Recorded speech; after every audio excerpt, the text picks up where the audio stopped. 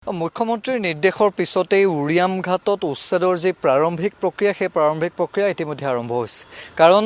যিসকলে ৰেংমা বনাঞ্চলত তেওঁলোকে বাস কৰি আছিল তেওঁলোকক বেদখলকাৰীৰ বুলি ইতিমধ্যেই তেওঁলোকলৈ জাননী প্ৰেৰণ কৰা হৈছে আৰু তেওঁলোকক কৈছে যে এসপ্তাহৰ ভিতৰত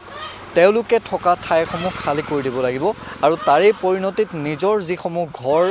যিসমূহ তেওঁলোকৰ ব্যৱসায়িক প্ৰতিষ্ঠান সেই প্ৰতিষ্ঠানসমূহ তেওঁলোকে ইতিমধ্যে খালী কৰিছে। আমি দেখুৱাইছিলোঁ যে উৰিয়াম ঘাট আৰক্ষী থানাৰ সন্মুখত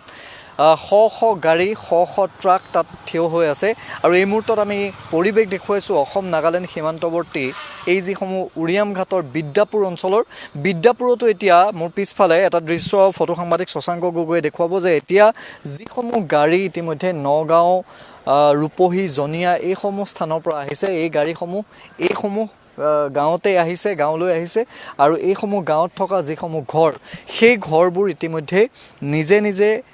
ৰাইজে ভাঙি পেলাইছে টিংপাত নমাই দিছে টিংপাত খহাই পেলাইছে আৰু যিসমূহ ব্যৱসায়িক প্ৰতিষ্ঠান সেই ব্যৱসায়িক প্ৰতিষ্ঠানসমূহো ইতিমধ্যে তেওঁলোকে এক প্ৰকাৰ ভাঙি পেলাইছে বা সেই ব্যৱসায়িক প্ৰতিষ্ঠানসমূহো খালী কৰি পেলাইছে আৰু যিসকল ইয়াত ব্যক্তি ইয়াত আছিল বা তাৰে একাংশ এইখিনিতে মই দৰ্শকসকলক জনাওঁ যে একাংশ কিন্তু 1977 চনমানৰ পৰা ইয়াত আছিল আৰু 1979 চনত যেতিয়া এই ৰেংমা বনাঞ্চলত বা অসম নাগালেণ্ড সীমান্তৱৰ্তী অঞ্চলত যেতিয়া নগা দুৰ্বৃত্তই যেতিয়া অসমীয়াক হত্যা কৰিছিল অসমীয়াৰ ওপৰত অত্যাচাৰ কৰিছিল সেই সময়ত তদানীন্তন মুখ্যমন্ত্ৰী গোলাপ বৰবৰাইও কিন্তু যথেষ্ট সংখ্যক মানুহক ইয়াত বহিবলৈ দিছিল তেওঁলোকক সেইসমূহ ডকুমেণ্টছো তেওঁলোকৰ হাতত আছে যিসমূহ ডকুমেণ্টছ গোলাপ বৰবৰাইৰ কাৰ্যকালত সেই সময়ত তেওঁলোকে লাভ কৰিছিল আৰু তেওঁলোকক কোৱা হৈছিল যে এই বনাঞ্চলসমূহ যাতে নগাই তাৰ বাবে তেওঁলোকে 1977 চন বা 1978 চনত ইয়ালৈ অহা যিসকল লোক আছে তেওঁলোকেও কিন্তু নিজে উচ্ছেদৰ জাননী পাই তেওঁলোকে ঘৰ এৰি দিছে ঘৰ ভাঙি দিছে কিন্তু এটা প্ৰসংগও আলোচনা হৈছে যে যিসকল খিলঞ্জীয়া মুছলমান ইয়াত আছিল যিসকল খিলঞ্জীয়া লোক ইয়াত আছিল সেই খিলঞ্জীয়া লোকৰ যদি কাৰোবাৰ ঘৰ উচ্ছেদ হৈছে বা উচ্ছেদ কৰা হ'ব জাননী প্ৰেৰণ কৰা হৈছে সেইসকলক পুনৰ সংস্থাপনৰ এটা ব্যৱস্থা ইয়াত গ্ৰহণ কৰা হ'ব নেকি এই কথাবোৰক লৈ চৰ্চা চলিছে আমাৰ সৈতে আটছাৰ এগৰাকী বিষয়ববীয়া আছে মই অকণমান তেওঁৰ ওচৰলৈ যাব বিচাৰিম এই গোটেই ঘটনাবোৰক লৈ যেটো প্ৰতিক্ৰিয়া হৈ আছে দল সংগঠনে প্ৰতিক্ৰিয়া প্ৰকাশ কৰিছে আপোনালোকৰ যেটো এই গোটেই প্ৰক্ৰিয়াটোক লৈ স্থিতি কেনেকুৱা হয় ৰেংমা সংৰক্ষিত বনাঞ্চলত অবৈধভাৱে বসবাস কৰা লোকসকলক আমি বহু আগৰে পৰা আচলতে এই লোকসকলক যে উচ্ছেদ কৰিব লাগে তাৰ কাৰণে আমি দাবী জনাই আহিছিলোঁ ইতিমধ্যে মাননীয় মুখ্যমন্ত্ৰী মহোদয়ে গোটেই প্ৰশাসন ব্যৱস্থাটো জাননী উচ্ছেদ কৰিবৰ কাৰণে তেওঁলোকলৈ 7 দিনৰ সময়সীমা বান্ধি দিছে আৰু 7 দিনৰ পিছতে আচলতে তেওঁলোকে স্বতঃস্ফূৰ্তভাৱে নিজেই তেওঁলোকে ইয়াৰ পৰা উভতি যোৱাৰ যিটো উপক্ৰম তেওঁলোকে শংকা প্ৰকাশ কৰিছে ইয়াত থকা আৰু ইয়াৰ পৰা ইতিমধ্যে এটা কথা স্পষ্টভাৱে ফুটি উঠিছে যে আচলতে তেওঁলোকে যে প্ৰকৃততে বেদখলকাৰী ইয়াত তেওঁলোকে যে বেদখল কৰি আছিলে সংৰক্ষিত বনাঞ্চলত আৰু আগতে এই অঞ্চলসমূহত অটব্য অৰণ্য আছিলে ক'ৰ পৰা আচলতে তেওঁলোকে আহি ইয়াত বসতি স্থাপন কৰি অটব্য অৰণ্য সংৰক্ষিত বনাঞ্চলৰ যি সৌন্দৰ্যবোধ এইখিনি নাইকিয়া কৰি আচলতে ইয়াত বসবাস কৰিছে আৰু এই দাবীটো আচলতে এই অঞ্চলৰ এটা দীৰ্ঘদিনীয়া দাবী আছিলে ইয়াৰ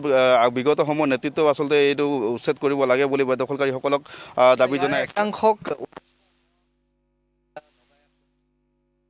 এতিয়া কিন্তু তদানীন্তন মুখ্যমন্ত্ৰী গোলাপ বৰবৰাৰ দিনতেই বহু লোক তেতিয়াও ইয়াত বহিছিল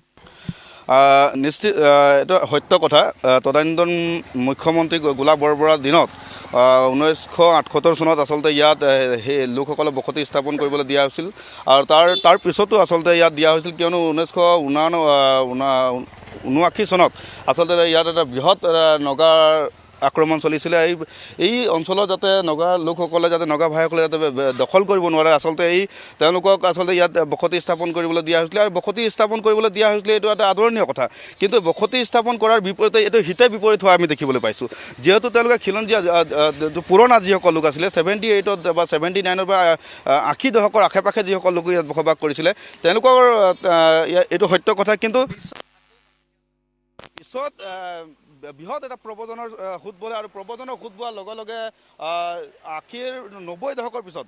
পিছত আচলতে কাৰ স্বত্বচাৰ কাৰ পৃষ্ঠপোষকতা আচলতে ইয়াত প্ৰবজনৰ সুদ বলে আৰু প্ৰবজনৰ সুদ বোৱাৰ লগে লগে বিভিন্ন কুকৰ্মৰ এটা কুখ্যাত অঞ্চল হিচাপে এটা পৰিগণিত হৈছে এতিয়া কথাটো হ'ল যে এটা বিষয়টো যিটো সময়ত মুখ্যমন্ত্ৰীগৰাকীয়ে নিৰ্দেশ দিছে সেই বিষয়তে সেই সময়তে আৰু এটা প্ৰসংগ উত্থাপন হৈছে যে যি বন বিভাগে এই বনাঞ্চলত যদি এইসকলে বেদখল কৰিছিল তেতিয়াহ'লে সেই যি বন বিভাগে আজি উচ্ছেদৰ জাননী দিছে সেই বন বিষয়াসকলে সেই সময়ত যেতিয়া তেওঁলোক ইয়াত সংস্থাপিত হৈছিল সেই সময়ত তেওঁলোকে চাইছিল বা সেই সময়ত গোটেই প্ৰক্ৰিয়াটো তেওঁলোকে গম পাইছিল নে নাই এই ঘটনাবোৰো কিন্তু তদন্ত হোৱাটো উচিত আমাৰ সতীৰ্থ সাংবাদিক ত্ৰিদীপ আছে এতিয়া ৰাইজে আমি দেখিছোঁ যে পূৰ্বে তেওঁলোকে নিজে ইয়াৰ পৰা আঁতৰি দিছে শ গাড়ী এতিয়া নগাঁৱৰ তেওঁলোকে ইয়াৰ পৰা নিজেই যিহেতু আপুনি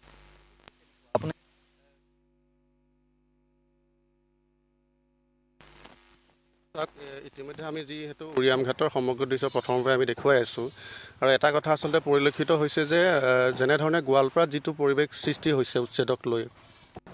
আমি ভাবোঁ যে উৰিয়াম ঘাটত হয়তো তেনেকুৱা পৰিৱেশ নহ'বও পাৰে কাৰণ দেখা গৈছে যে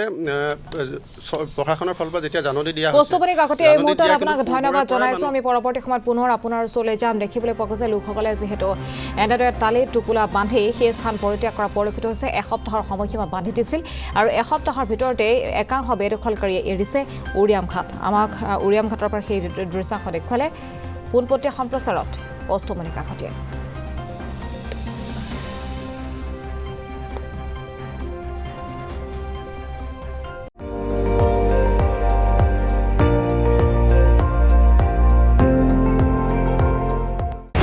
আপুনি চাই আছে ND24 সৰ্বশ্ৰেষ্ঠ নহয় সৰ্বোত্তমৰ দৌৰ